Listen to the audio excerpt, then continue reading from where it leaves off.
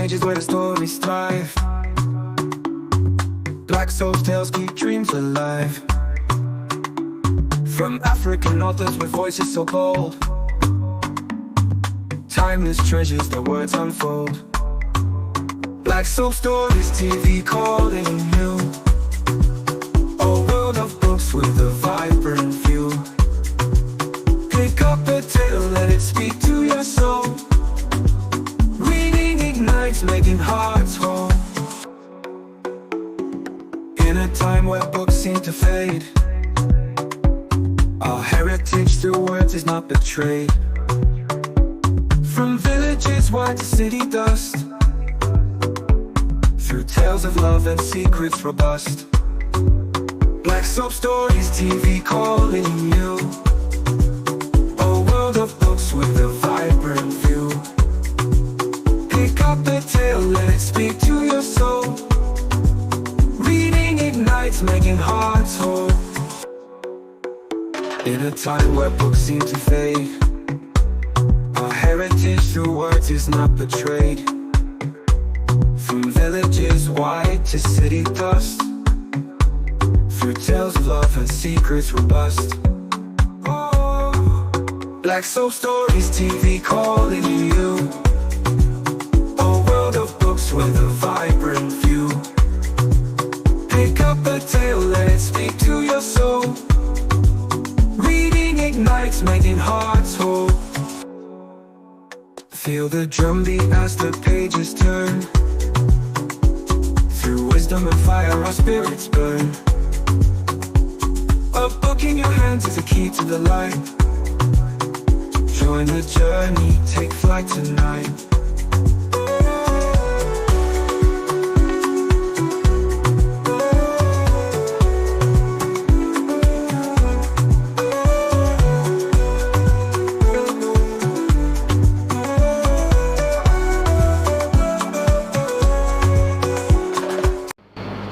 Welcome to another thrilling episode on Black Soap Stories TV, where we bring you tales of love, betrayal, and justice. Imagine preparing for the happiest day of your life, only to be betrayed by the person you trusted the most. But what happens when truth refuses to stay buried? Today's story is from the book titled Stories My Mother Told Me by Remi Adedeji. The title of our story is The Betrayed Bride. Enjoy it.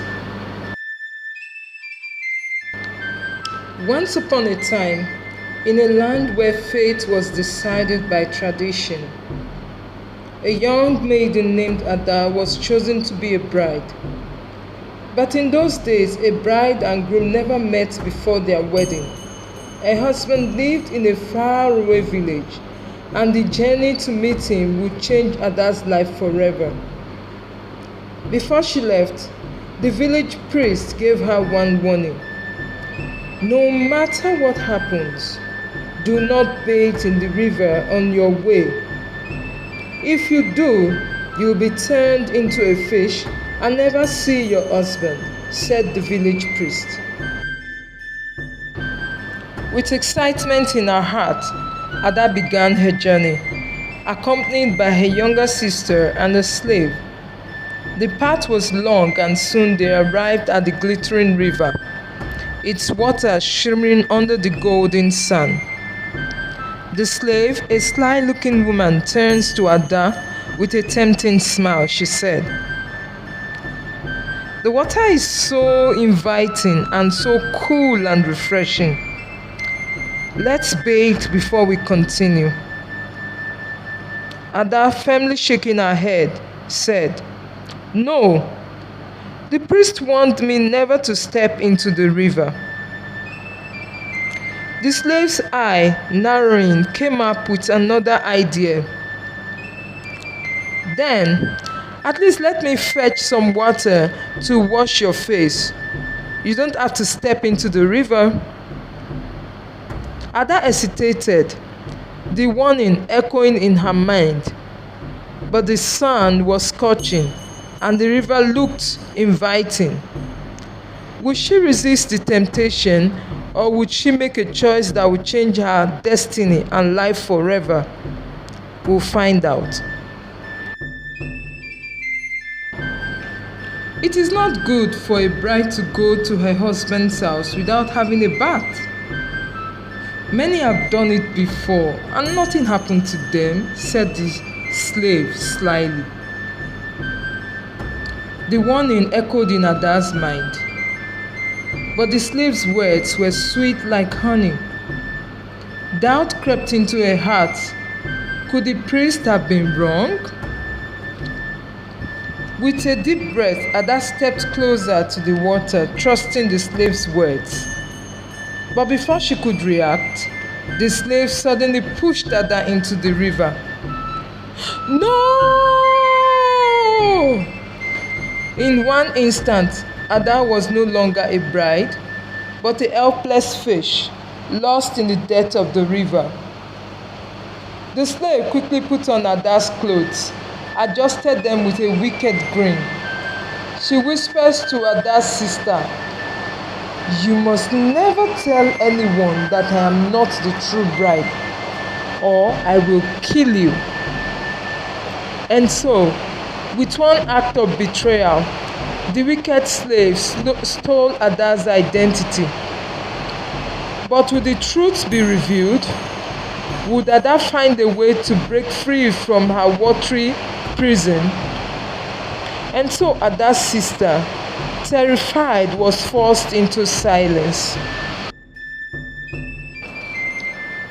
The village erupted in celebration as a long-awaited bride arrived. The husband, seeing his bride, was very overjoyed. The people welcomed her warmly, showering her with gifts and blessings.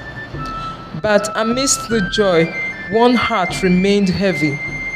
Each night, when no one was watching, Ada's sister slipped away to the riverside. Kneeling by the waters, she whispered into the night, calling out to her sister, "Oh, Ada, my sister, come out and eat. Your sister is calling you. Come and answer me now. You are not a fish. You are the true bride. But your slave pushed you into the river, and now she's the bride." And from the depths of the river, a familiar presence stirred. The fish that was once Ada swam closer, listening to the song that carried the truth. But could she ever return to the world that she once knew? Each night, Ada's sister continued her secret rituals, bringing food to the river where her lost sister remained. But whispering began to spread. The villagers noticed her strange behavior, and soon the husband himself grew suspicious. Why does this girl take food away each night? People wondered. The husband, confused but curious, ordered 2 men to follow her and uncover the truth. On another night, the younger sister began to sing again as the 2 men watched her wide-eyed from behind the tall grasses. From their hiding place, the men gasped as the river stirred. A large fish emerged with sorrowful eyes. It gently took the food and then vanished. The men exchanged short glances before sneaking away to report their findings. When the husband heard their story, he could not believe his ears. Could it be true? Was his real bride lost beneath the water all this time? He had to see for himself. The husband sneaked to the river the following night, hiding behind a tree as he watched Ada's younger sister. At last, the truth was revealed. His heart ached as he realized the terrible mistake. The woman he had welcomed into his home was a fraud, and his bride had been cursed by betrayal. Ada was trapped beneath the water, cursed to live as a fish. His heart ached at the revelation, but was there a way to bring her back? Determined, the husband called upon the most powerful priests. With their guidance, 7 sacred pots of liquid were prepared, the key to breaking the spell. Ada's younger sister walked to the river bank and sang again. As Ada emerged, a fish-like form gliding under the moonlight. Suddenly, 2 men who had been watching leaped forward with a swift movement. They cast a net over her and captured her before she could retreat. One by one, Ada is dipped into the pots. The first, the second, the third, until the 7th. Each time her form changes slightly, her fins shrinking, her human features returning. With each dip into the pot, the spell weakened, scales melting away, fins turned into arms, until finally standing before them was Ada. Ada looking down at her restored hands. Her sister and husband rushed towards her in joy. Tears of joy filled the air. Ada was home. The village is in uproar as the news spread of Ada's return. But what of the wicked slave who had stolen her place? Seeing Ada before her, the deceitful slave's heart pounded in fear. Shame washed over her as she turned to run. But the villagers blocked her path. There was no escape. Ada firmly said, "Fetch firewood and make a fire." Justice was about to be served. But what would Ada do next?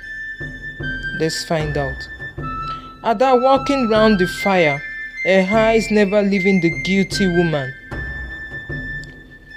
said, "Fill the large drum with water." The slave obeyed, her heart pounding. "Now put the drum over the fire." The slave, sweating, struggles to lift the drum onto the fire. Soon the water begins to bubble. Ada, standing before the steaming pot, drops her delicate hairpin into the boiling water and commands the slave to fetch it. The crowd whispers. Some nodded in agreement. At this point, the slave falls to her knees, pleading for mercy. "Please forgive me, Ada. I was blinded by grief. Please have mercy on me, Ada. Please have mercy on me, Ada. Please forgive me." But mercy was not hers to give. Justice has already been set in motion. With one final desperate scream, the slave stepped into the boiling water and disappears beneath the surface. The villagers watch in silence as the steam rises. Justice is completed. The wicked had met her hand and peace was restored. Ada and her husband were together once more, their love stronger than ever. And so, dear listeners, remember this. Deception may win for a time, but truth will always triumph in the end. Thank you for watching. If you have not yet subscribed to this channel, please do so now. Like and share. Thank you.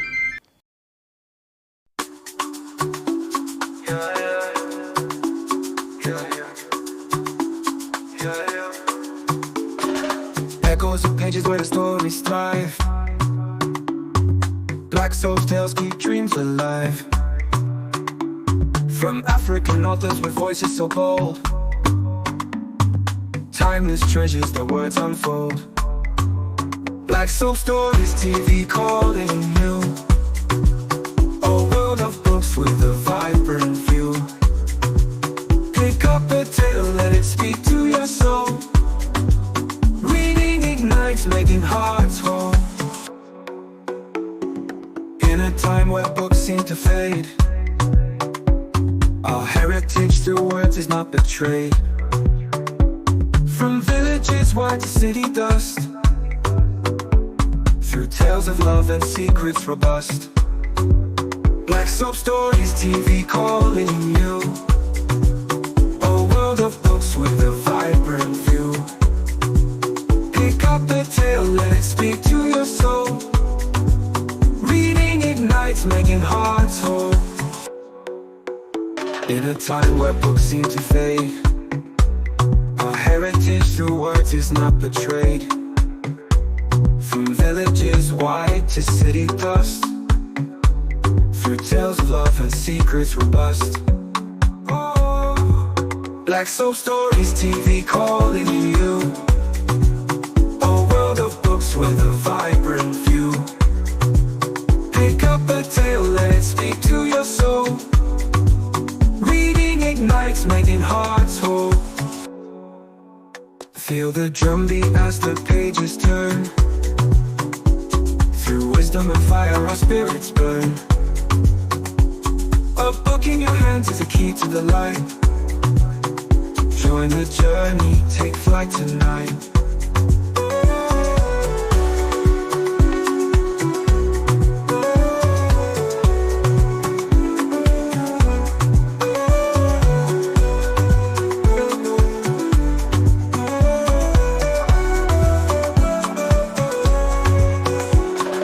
From folklore deep to cities high, stories that teach and make us cry.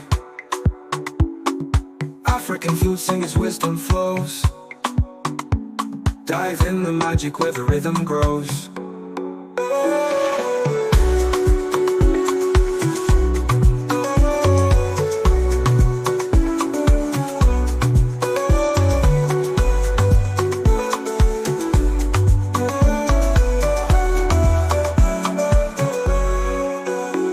From folklore deep to cities high, stories that teach and make us cry. African flute singers, wisdom flows. Dive in the magic where the rhythm grows.